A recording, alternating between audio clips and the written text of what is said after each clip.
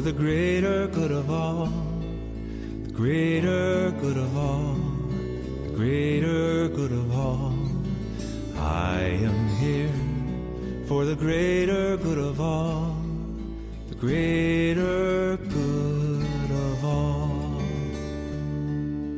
You are here for the greater good of all, the greater good of all, the greater good of all.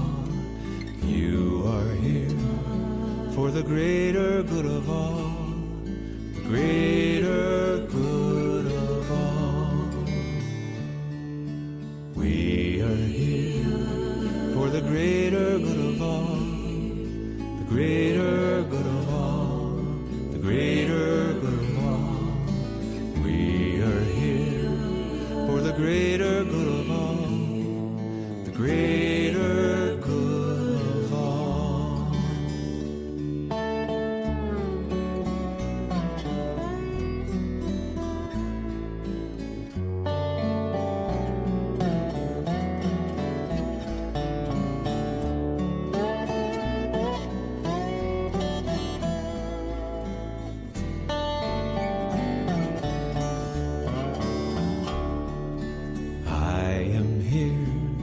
For the greater good of all, the greater good of all, the greater good of all.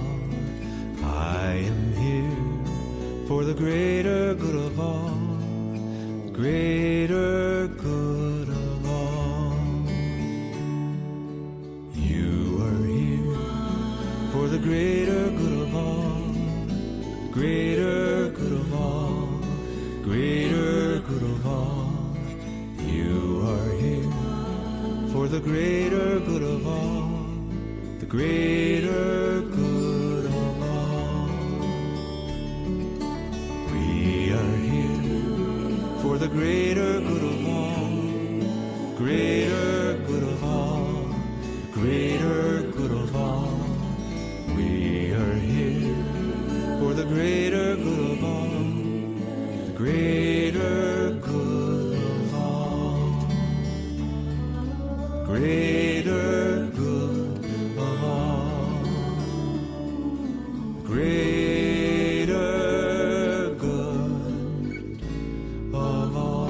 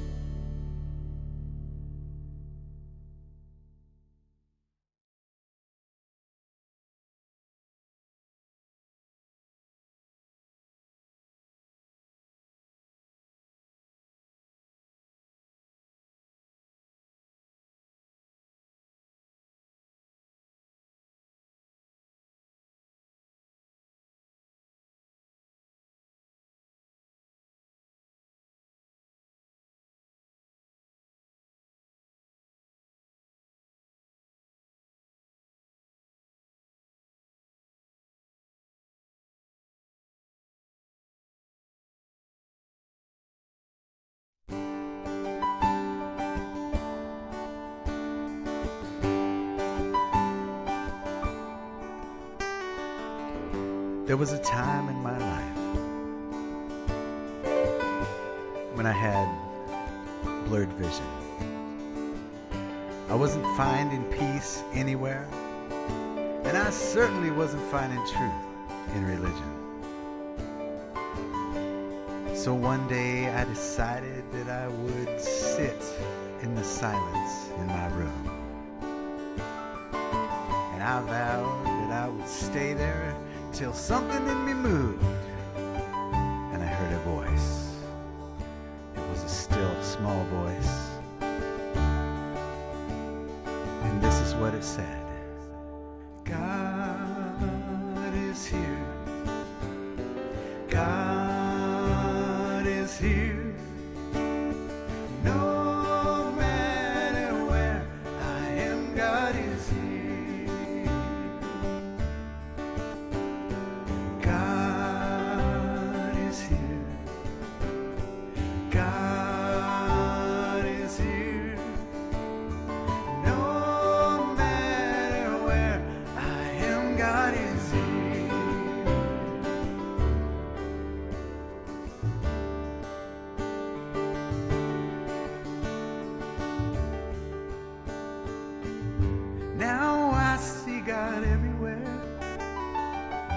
little more each day. I see God in the flowers and in the bills that I choose to pay. I'm feeling God in my breath,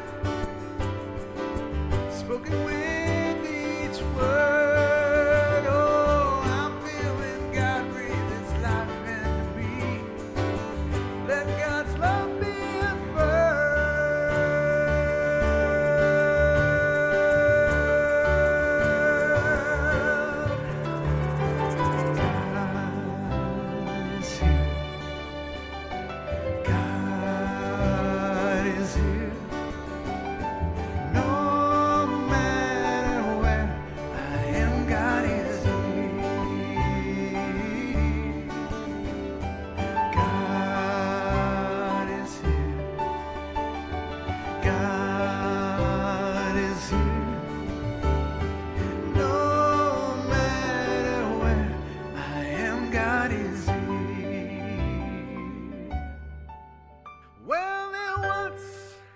was a wise man, and this is what he said.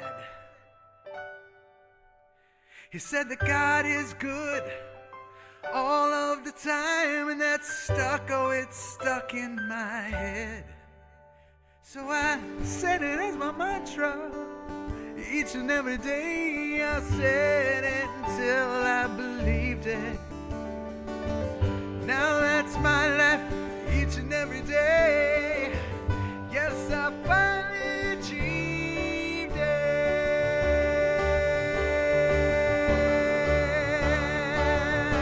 Sing it with me now. God is here. God is here. No matter where I am, God is here.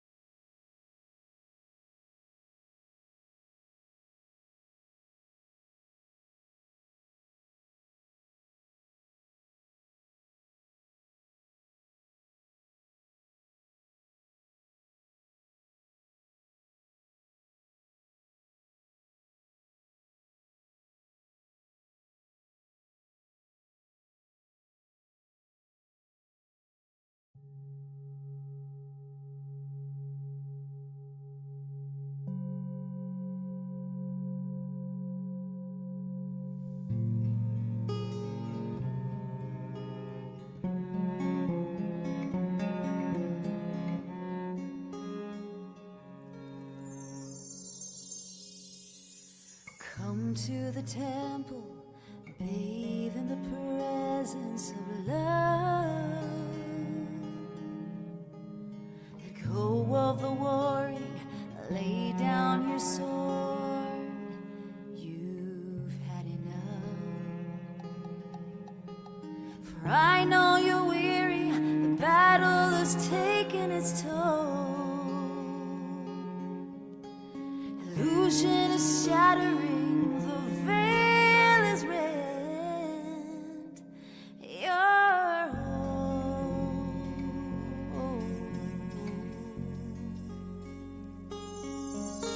So come to the fire and lay down the shame of the past. The blaze purifying, revealing your gold at last.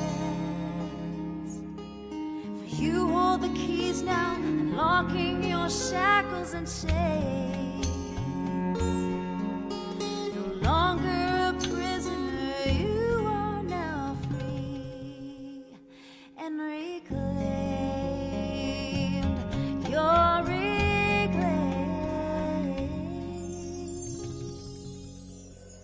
Surrender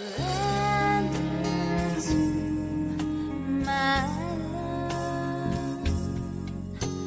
Trust that you're enough. Allow yourself to breathe and remember, remember, remember, oh, remember, remember, remember who you are.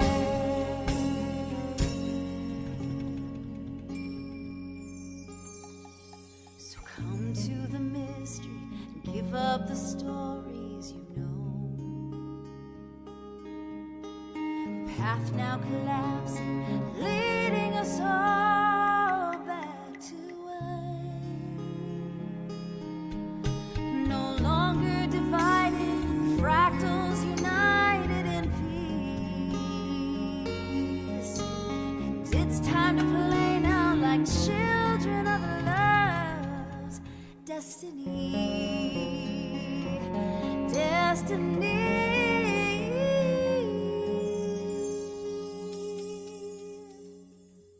Surrender to my love.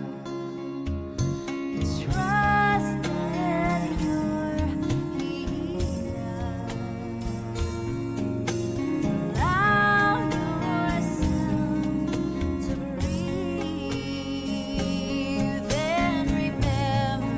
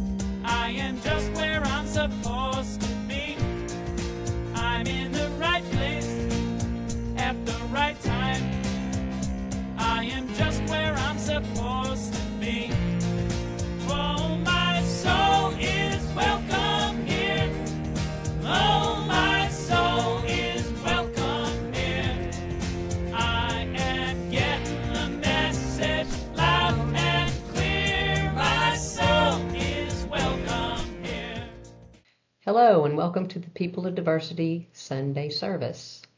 We are a multi-faith community and we believe there are many paths to one divinity. So if you would like to learn more about the pod, People of Diversity, or contribute financially, go to www.peopleofdiversity.org. And stick around after the message because we got more to tell you.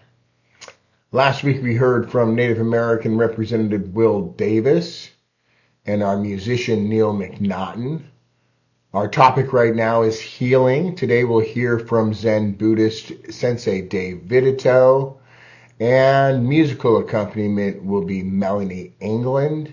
Next week, our Jewish representative Leslie Zwick will share, and she will be accompanied by Brother Daniel Capel. So don't miss that one. So without further ado, let's dive right in and we'll see you on the other side.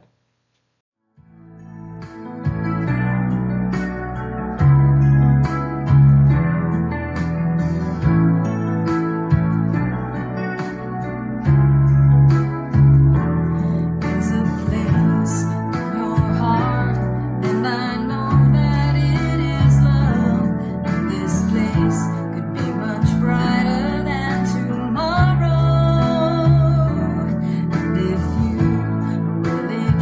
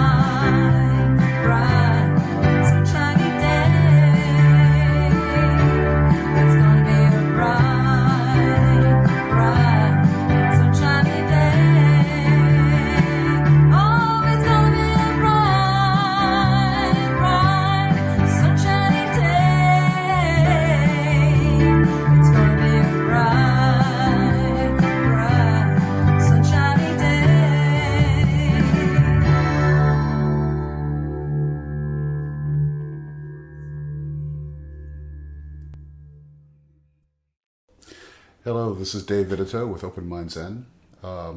The topic today is healing, and I thought I'd do something a little different. There's a talk recently that I gave at the Zen Center that was actually covered some poetry, Zen poetry, from an ancient hermit, and I thought this would be good to look at from a healing perspective because in the end, what was this old hermit trying to do but get us to wake up? and what could be more healing than waking up, experiencing the moment just as it is? So I thought I'd share this one with you today. Good morning. Today I wanted to look at some Zen poetry. Roshi Ao gave me this book, The Complete Cold Mountain, and it's a collection of poems by a famous Zen hermit from ancient China, Hanshin. And it's been interesting looking at some of these. The first 8 or so, they're kind of short, but the first 8 are interesting because you really get us. He's really kind of telling us who is he and what is his practice. So just kind of want to focus there a little bit. Now, of course, Hanshin translates to cold mountain. So, right, as the tradition was then, right, you all the Zen practitioners, many of the Zen practitioners would find a little mountain, and that would be their home, and they were often named after the mountain. There aren't many mountains in Melbourne, and the Pineda Causeway Hermit just doesn't have the same ring to it. But so this is Hanshin, Cold Mountain, and this is written by Kozuki Tanahashi and Peter Levitt. And I don't know if they're officially Roshis, but I think of them as Roshis. I don't know Tanahashi Roshi, but I do see him quite a bit at Upaya, the Zen monastery in New Mexico. And often what you'll see him teaching is Japanese calligraphy, or he'll teach Zen through the arts in a lot of ways. Peter Levitt, I do know. I've gotten a chance to meet him through the Lay Zen Teachers Association. That's actually where Roshi Ao is right now. They're up in, I think, Seattle, kind of that part of the country. But we've got lay Zen teachers from Canada, North American continent primarily, all coming together and talking. And Peter is typically there, particularly when we're up there, because he lives up in Canada, kind of that neck of the woods. Wonderful, sweet man, poet, prolific writer, does a lot of translations, working with other folks that are really diving into the old Chinese. And so this is a case where they have translated all the poems from Hanshin. And so I'm going to take a lot from the books, and then we'll just kind of talk about them. But so we'll kind of start off here. So let's see. Hanshin's poems are highly revered in the Zen tradition. Hakuin, he was the person credited with reinvigorating the Rinzai school of Zen. Hakuin saw Hanshin as an ideal among meditation practitioners. Of course, this ideal, right? He's living as a hermit on top of the mountain. He had his little garden. He'd write his poetry. Hakuin characterizes one of Hanshin's poems as expressing an extremely profound aspect of mountain dwelling in retreat with high leisure. There's something about that, right? It's like this profound practice, but yet there's this ease. And that resonates with me. I don't know if I've achieved that yet, but there's something about, you really have to throw yourself into this practice, right? It's a you get out what you put in kind of practice. But at the same time, you don't miss the flowers, don't miss your life, don't miss the relationships. And so there's a balance between really throwing yourself in and this ease. And Hakawin says Hanshin kind of exhibits that. Um, and apparently his poems are very highly regarded. So there's a legend that the great Chinese poet Dafu, or Dufu, took a glance at Hanshin's poems and tied his tongue, meaning that he shut up, right? He didn't. And then later, Huang Shenggu, another renowned poet and calligrapher, was asked by his Zen master to compose a poem after Hanshin. And Shenggu tried as much as he could, but was unable to get a phrase. He confessed, even if I read and try to compose for 10 more years or in my next lifetime, I won't be able to write like Hanshin. So very highly regarded. And I found very accessible. So I do recommend this book, particularly if you like poetry. They're just short little poems, short little paragraphs. Hanshin had a companion, Shide, Shide. I don't know if my Japanese pronunciation is accurate, but I don't know if this was more legendary or if he really had a companion, or for that matter, if Hanshin is legendary or real. It's really difficult to tell because these stories are so old. But he's often portrayed in paintings since around the Song Dynasty in China, with him and Shide together. And it's a little difficult to see, but there's a kind of a drawing of him and Shide, and they're often shown with very shaggy hair, kind of these, I don't know, accentuated smiles. It's almost like they're trying to, I don't know, bring out some characteristics where they don't even quite look human anymore. It's really interesting. Yeah, and throughout the centuries, painters seem to engage in a competition to conjure ever more mystical image of these two mountain figures. So Shide and Hanshin. And Hanshin, or Cold Mountain, is what he calls himself. It's a place where he lives. But you'll see in the poems that it's also a state of mind. A lot of Zen poetry tends to have multiple meanings. And so you can read these first few poems. I think I'll do the first 8. Those are kind of the introduction, if you will, to Hanshin. And you can read that as he's introducing himself and how he lives. But at another level, he's really poking at the practice, poking at enlightenment, poking at understanding. So you'll kind of see that as we go through these.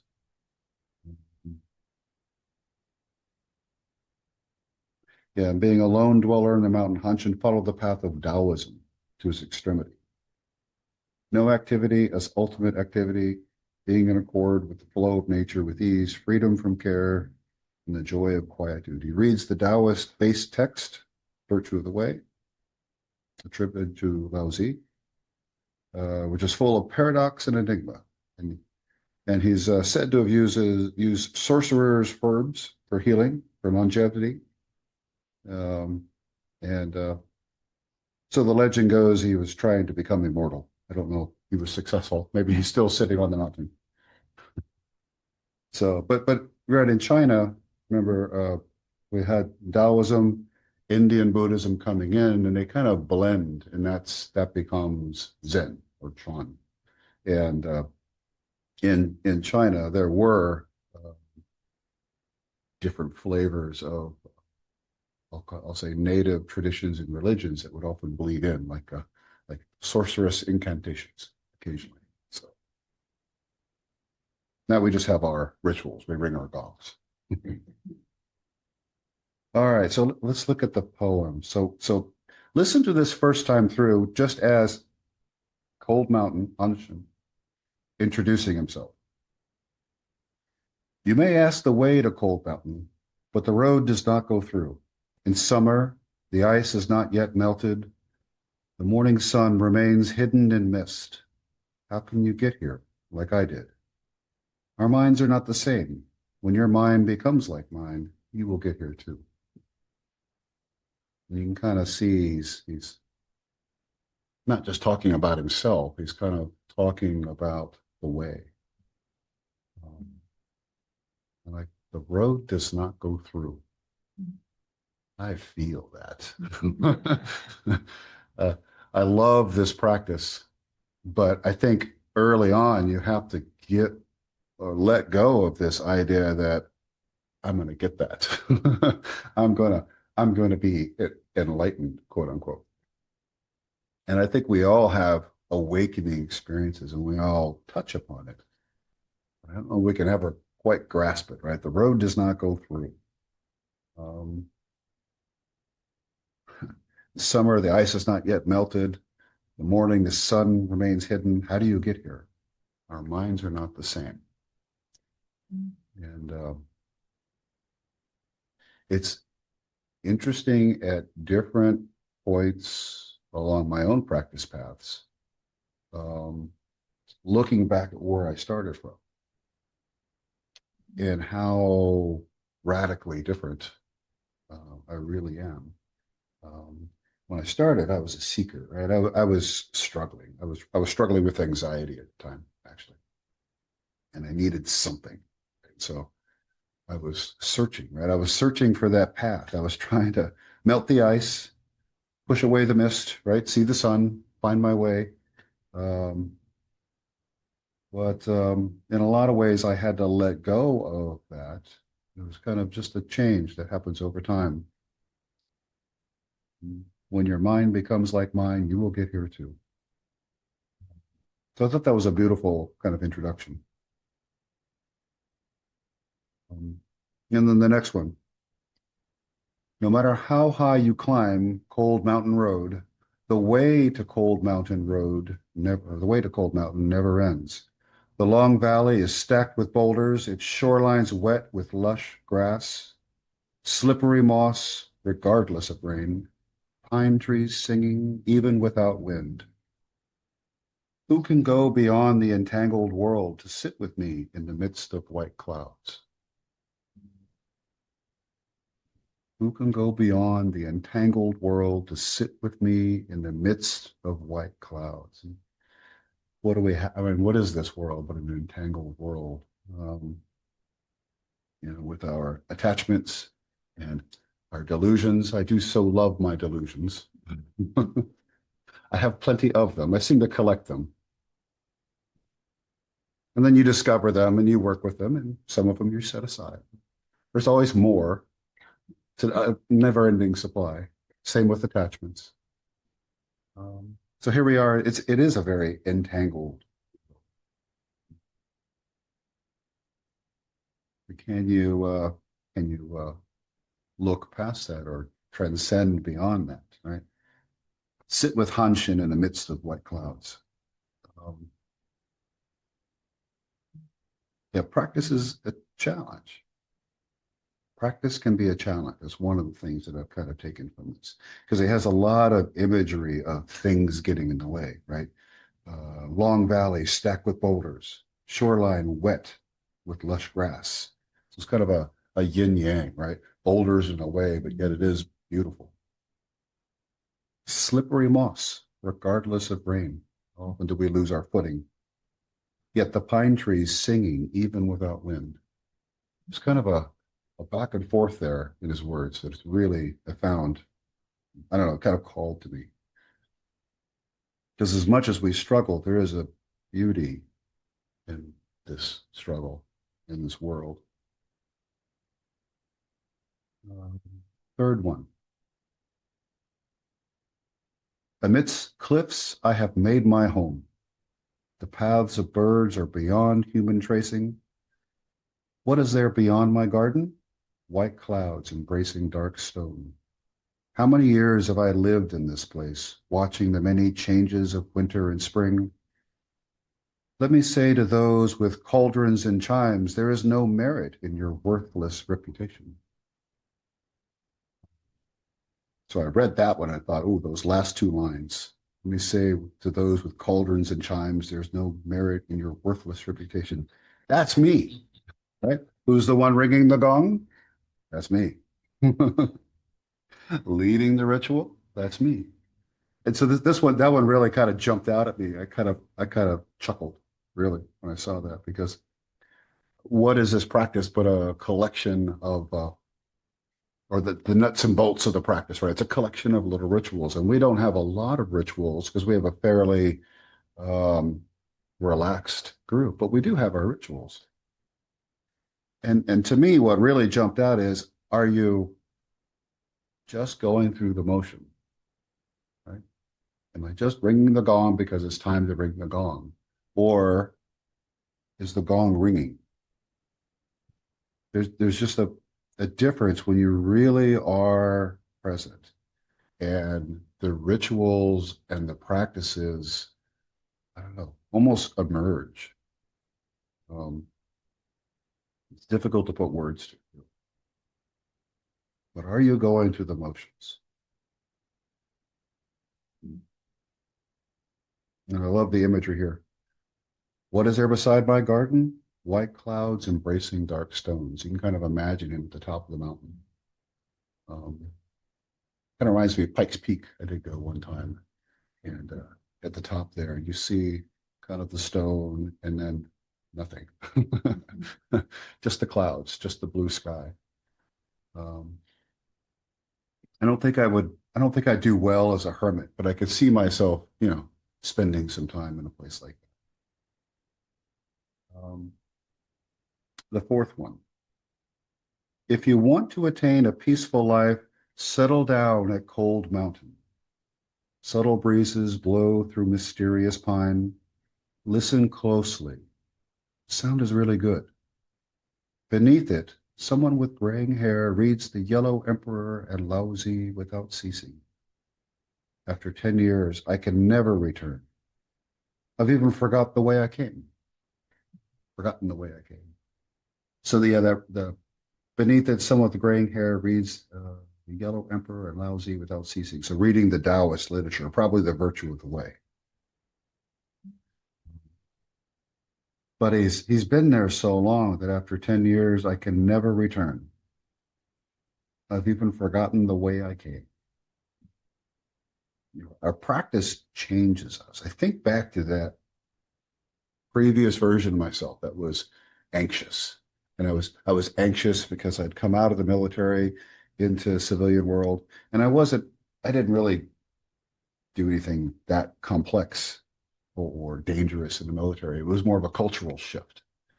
And now I've got all these demands for my time, and you have to deliver, and you've got a team depending on you. And I was riddled with anxiety. But it's funny, I look back now as I've even forgotten the way I came. The path from there to here was not a direct path. So many different practices we've done here, so many things that I've done other places. That growth, it's not a step by step, simple path. And so when it feels like you don't know which way am I going to go next, that's okay. That's part of that. That's part of that process. Right? Sometimes we're stepping left, sometimes we're stepping right. Sometimes we trip and fall on our face. But little by little, we make our way up the stone path, right? I've even forgotten the way that I came. And then 5, go ahead, make fun of the way to Cold Mountain. When there's not a trace of horse or where there's not a trace of horse or cart, it's hard to remember valley switchbacks below layer upon layer of so many peaks. Dew weeps on 1,000 kinds of grass. Wind sings through the pine. Lost now on my path. Shadow, tell me, which way should I go? This one really kind of calls out to me about this flow state. You'll hear Roshi Al talk about a lot, right? Moment to moment, just flowing with that moment. And it really, what jumped out at me was don't know mine. Each moment, experiencing each moment for what it is. Now, in the West, we really don't like don't know mind. In the West, it's more of a must know mind because it's hard to run across somebody that doesn't have an opinion about everything. I find myself, I'll do this too, right? I'll catch myself. It's like, well, no, I don't know. And I don't have to make up an answer. How often do we feel the need to fill in the gaps? There's nothing wrong with a little mystery. Um, Actually, I kind of enjoy the mystery. Being a physicist, I like that there's a little mystery out there still that my dear physics has not yet discovered or described or written down or given you a formula for. Give it time, perhaps, but I think there will always be that mystery, and I love that mystery. So I'm okay with don't know, right? Both as the scientist and as the Zen practitioner. Little different perspectives, but I don't know. And that's exciting. It's wonderful. 6, loot and books should fill your life. What can fame and money provide? Abandon your carriage and follow the wisdom of your wife. A humble cart is pulled by devoted children. Wind blows over barley drying on the ground. Water floods from the ponds stocked with fish. I often think of wrens that live peacefully on just one branch. I sent this little passage to my wife. She read it and said, yep, listen to your wife, make the kids do everything. Sounds good. So it's been approved. But the two lines that really jumped out to me is those last two. I often think of wrens that live peacefully on just one branch. Simplicity, right? And that was Hanshin. He was on his mountain. He had his garden, probably a simple shack. Right, very simple. And I'll admit, I have more than one branch, right? I have a lot of branches in my life. How do I live peacefully? What does that mean? Do I have too many branches? There's a good question. Something I'll ponder perhaps after this talk. 2 more. 7. My mind is like an autumn moon, glowing purely in clear blue abyss. Nothing compares to it. What could I possibly say? You're not so much here in Florida, but up north, when that autumn, that crisp air, and every once in a while, when the planets are just right, the celestial bodies are just right, you'll see the moon in daylight. Right? And that was kind of the first 2 lines here. My mind is like an autumn moon glowing purely in clear blue abyss. So rare, but just breathtaking when you can see the moon in daylight. What could I possibly say? I don't know. So, and then the last one. Once I moved to Cold Mountain, everything was at rest. No more useless, mixed up thinking. In idleness, I write my poems on stone walls, accepting whatever happens like an untied boat. So he's let go. This untied boat. So what does that mean for us? We're lay practitioners in our world. No, that untied boat. That's an image that I think I'll sit with for a while. So that's kind of the introduction, and it goes on. He has more, but they kind of go on to various topics, and I may from time to time kind of look through and see if I can find another thread to talk to. But I'll close with one last poem that kind of jumped out at me. When I first read this, I thought in terms of nowadays and social media, but I think it's a little different. This is Hanshin almost crying out, listen to me, right? Listen. Right? If Cold Mountain utters these words, no one will believe them. Honey is sweet for people to enjoy, but bitter bark keeps them away. going along with people's feelings brings pleasure.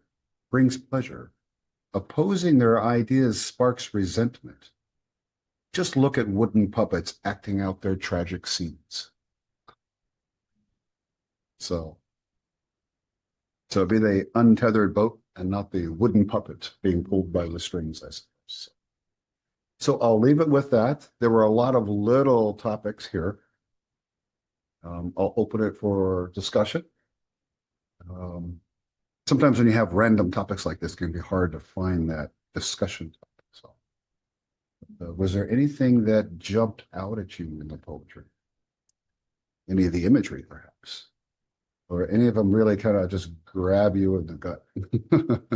I had a few of those. Hi, Dave. Yes. Well, thank you so much for the lovely Easter presentation. It's wonderful. You have a great voice, and hearing you read the poems, kind of slowly and talk about them has a nice meditative feeling to it. It's a really nice presentation, and the poems are very beautiful. So thank you for that. I love Han Shan. If you look online, you can find his autobiography, which is quite amazing. It's one of the records that's really nice. I loved many of the lines and the messages that you read in them. Who can go beyond the entangled world?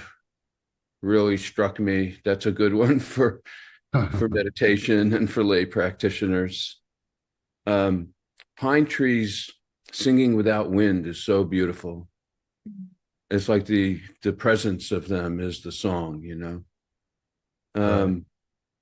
Watching the many changes of winter and spring, the idea that if you're just there and experience what nature is doing, that's kind of the path in a way. And Forgotten the Way I Came was very beautiful. That's really quite wonderful. And your discussion of how that's a metaphor for your path was really nice. This is really incredible. Lost on my path, shadow, tell me which way should I go? Yes. It's like, the direction doesn't come from any destination. But that's a great image. That's a beauty. And the image of the wrens living on just one branch. I did a quick look up, and according to the little summary that I found, he had a grass bed and a stone for a pillow. Probably more reason why I can't be a hermit. Yeah. I don't know. Not dedicated enough. I like my house. I can bring a pillow, maybe. I'll be okay. Yeah, exactly. Anyway, Right. really nice.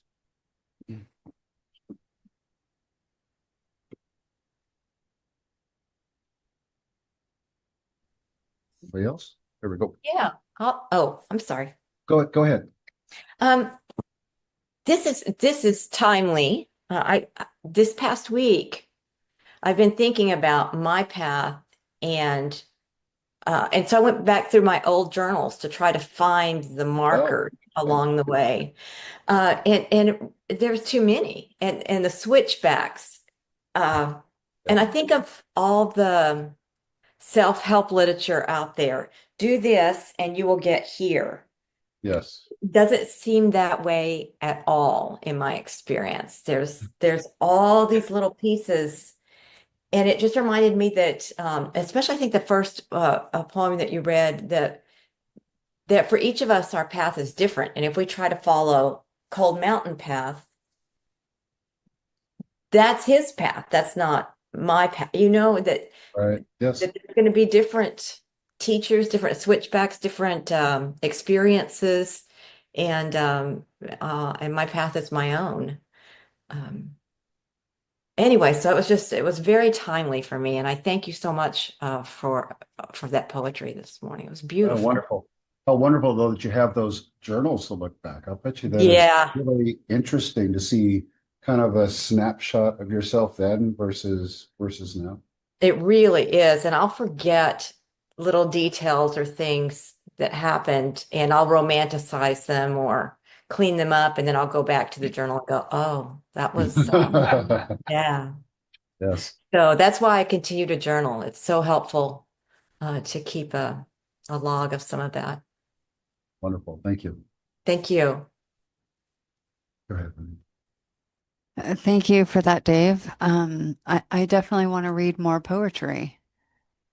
All of it I just found so relative and relevant and um, such applications in everyday life. And I related to so much of it. And I'm sitting here thinking, God, I got to read more poetry. But just the wisdom you bring out of it and your personal experience with it. And I found your talk to be very comforting because I think a lot of us have been on that path, and I think many are on the path, and many of us find our way to Zen, I think, because of suffering. Right. And I think sometimes when people start to get into it and start to have this curiosity and everything, I think we can put pressures on ourselves. Like, am I doing it right? Am I doing, and so much of this, let's go of that. And let's go of the expectations. And, it just makes me think about like what I try to explain to people. Can you be like an animal in the wild? Can you be so present in your environment without thought? And just really, part of your environment. And those poems do that. Like they did that for me. I was like, yeah, it was just so beautiful, Dave. Thank you so much. Yeah, it's interesting. I had to let go early on in my practice of this idea, am I doing it right? I actually stopped meditating because I was too stressed out, Yeah. which is the exact opposite of what I should have been doing, right? But I had my mind, there's no way I can sit for 30 minutes right now, so I'm not doing it. And I actually stopped Zen practice. I think I was with us a year, with Al a year, and then stopped for about a year because I was too stressed. But really what that was I had an idea about this perfect Zen student, perfect practice, and I wasn't measuring up. So, well, enough of that, right? But I had to let go of that idea that there is a right way. I don't know what right way is in this practice. Right. So, Yeah, and same here. I was working on those first 100 koans, and I took a break because I was stressing out over it. And trying to figure things out, and everything else. And it took that letting go of those expectations, just like everything you've just talked about. And then I came back too. So yeah, your talk was just beautiful. And I think for especially for anyone that's new to this, I think this talk and this poetry is just so comforting and reassuring and welcoming. And it was beautiful. Thank you, Dave. thank you.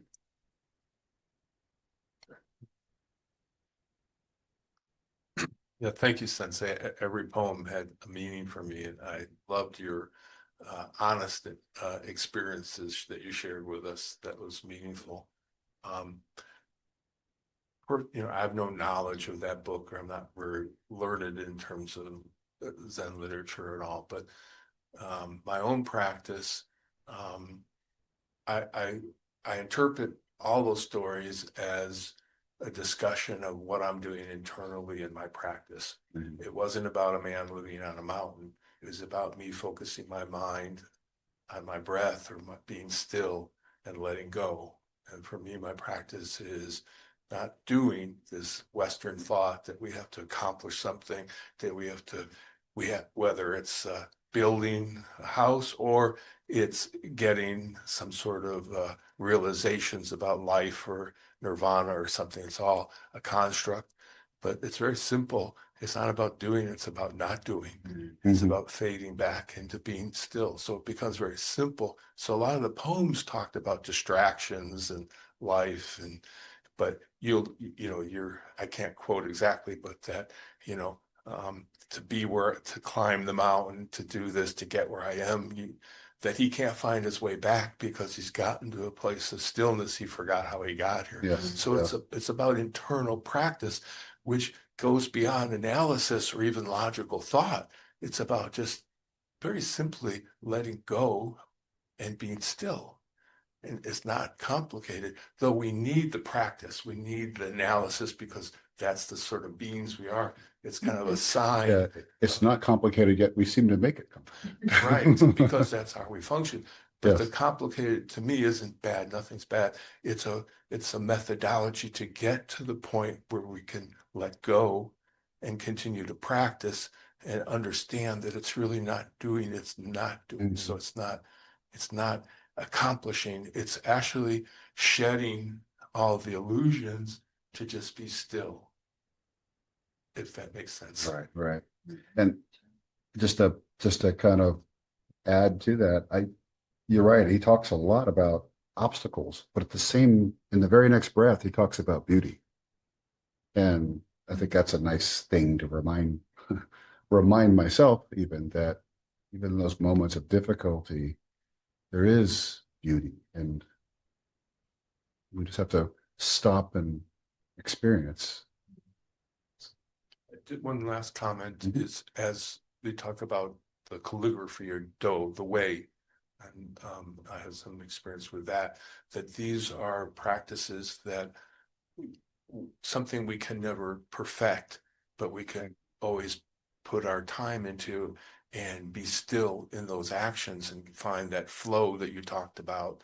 And that can be part of your meditation. Yes. To get where you need, where you need to be. But it's like analogy of a blade has to be sharpened or it gets dull. It's something we'll do our whole life.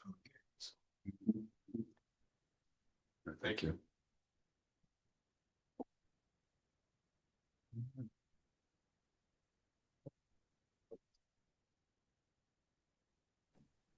Hey, Dave. Oh, sorry. Go ahead. Yeah, that was wonderful, and I like Robert's kind of after the fact picking up your different quotes and things, and it was so rich and minimalistic, but just and your oratory skills are perfect. Like I said, it's kind of hypnotic. You should have a radio show, but it was I kept thinking of English class in high school, going through Shakespeare, these different books and deep inner meaning and all that crap. And I wish I would have had this in high school. It clearly would have changed my way. I did a little TM back in high school, but the poetry has a new meaning after today. I mean, it's always beautiful, but just the construction and the words are so powerful, clearly why it's in a super good book.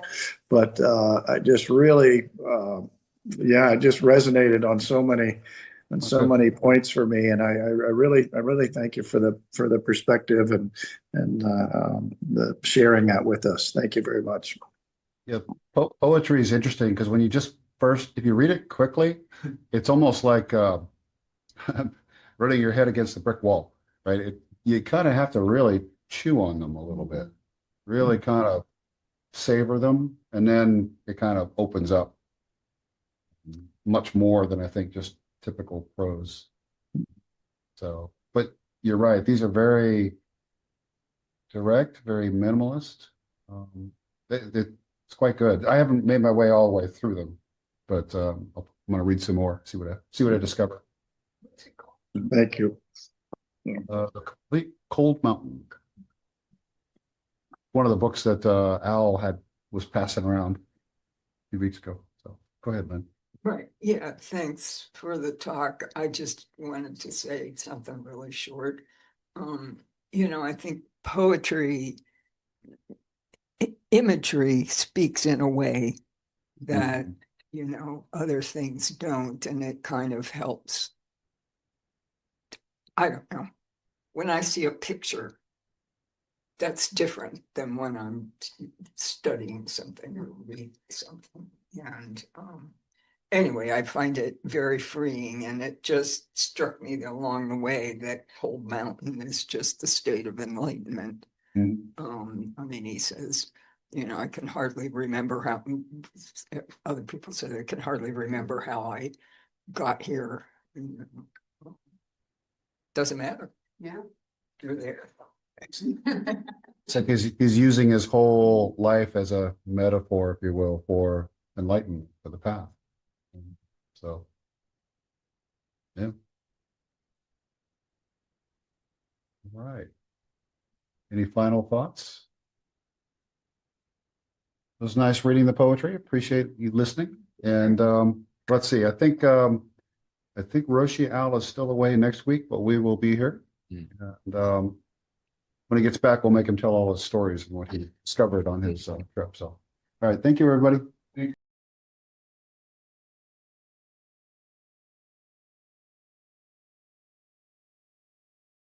Thank you, Melanie. We appreciate it. It's so nice to have you around doing this with us. Yep. And Sensei Dave, we love you dearly. You're always awesome. And thank you so much. Thank you. And big thank yous also to Philip Lupo and his tech team. PL Theatrical can be reached at the address below. And if you are out there in the world needing this sort of support, be sure and contact them because they're awesome. They will fix all of your problems, everything. Past services are available on the People of Diversity Facebook group, Facebook page, and also on our People of Diversity YouTube channel. So on the YouTube channel, there is a nice playlist function that you can use to search by topic or search by faith. It doesn't work great on your phone, but if you have an iPad or a computer, a laptop or whatever, it's really, really a nice way to find what you are looking for. So check that out. We have a second broadcast on Sunday evenings at 5:45, and that's on Facebook Live. The People of Diversity have a newly weekly published newsletter. If you want to be a part of that newsletter or receive that newsletter, please see us at the New Way Pod. Is that right? Mm-hmm. Yes. Pod. At gmail.com and drop your email there, and Becky will add you to the list. Couple of things. If you go to the bottom of that newsletter, down there at the bottom, you'll see a place called Pod Plus. It's got like a list of people, and they're supporting us, and you can get discounts with them. And the idea there is to become a part of the Pod family, like a Pod membership that allows us to take those monthly tithes and donations and kind of budget with it.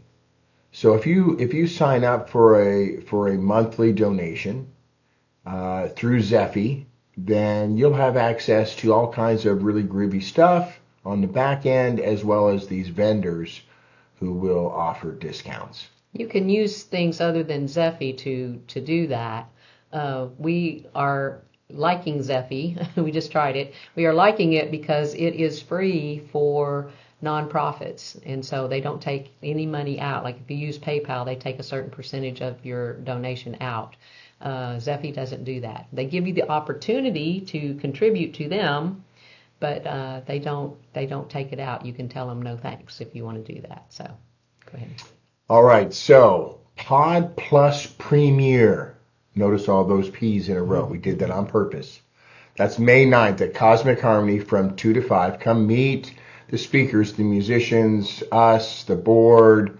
Just connect in and have an opportunity to meet everybody and see what you're going to be a part of if you decide to join us in trying to keep this crazy train going.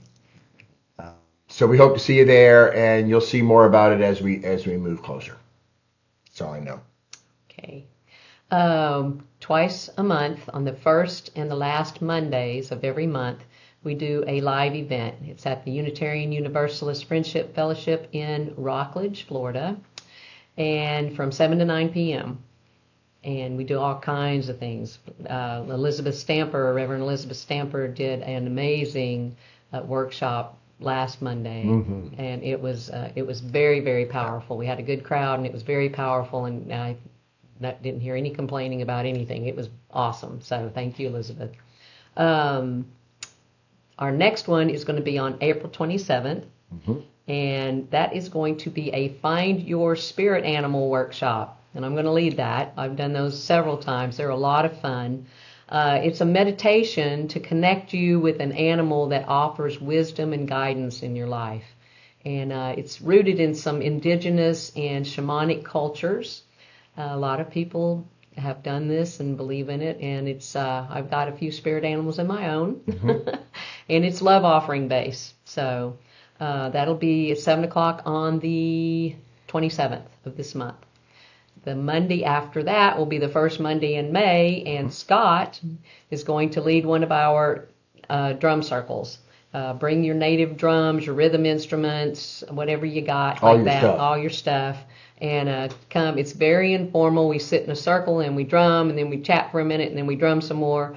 And if you don't have drums or you've never drummed before, this is the place for you, because we got plenty of stuff that you can borrow, and you will not be made to feel less than, I promise. Everybody enjoys it, and it's a lot of fun. So that's also love offering. So May 4th. If you or your business would like to sponsor one of our live events, that costs $50. That's what our rent is at the UU.